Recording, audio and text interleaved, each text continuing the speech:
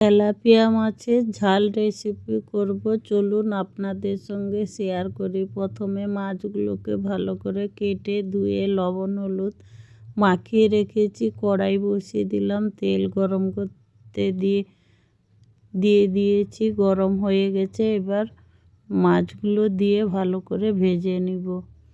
YouTube channel থেকে দেখলে subscribe করে দেবেন, ফেসবুক পেজ থেকে দেখলে ফলো করে পাশে থাকবেন। মাছগুলো ভাজাগুলো হয়ে গেছে, একটা প্লেটের মধ্যে তুলে রেখেছি।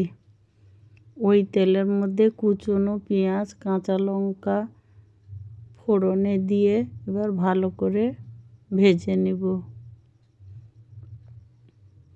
টমেটোগুলো গলে গেছে, এবার পরিমাণ মতন লঙ্কার গুঁড়ো হলুদের গুঁড়ো লবণ দিয়ে ভালো করে কষিয়ে নিব।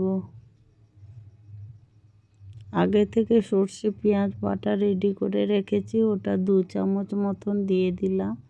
1 চামচ সর্ষে নিয়েছি, একটা গোটা পেঁয়াজ নিয়েছি, ভালো করে বেটে রেখেছি, ওটাও দিয়ে ভালো করে কষিয়ে নিয়ে পরিমাণ মতন জল দিয়ে দিব।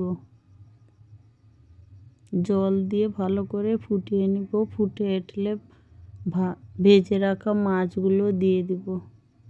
বন্ধুরা, কে কোথা থেকে দেখছেন কমেন্ট করে জানাবেন, যাতে আমি ধন্যবাদ জানাতে পারি। এবার মাছগুলো দিয়ে ভালো করে ফুটিয়ে নিব। নামানোর আগে ধনেপাতা কুচি দিয়ে দিলাম, দিয়ে এবার নামিয়ে নিব। এই দেখুন, আমাদের রেসিপি সম্পূর্ণ তৈরি হয়ে গেছে। রেসিপিটি ভালো লাগলে লাইক কমেন্ট শেয়ার করে দিবেন বেশি বেশি করে। আজকের মতন এই পর্যন্ত, দেখা হবে অন্য কোনো রেসিপির সঙ্গে। ধন্যবাদ।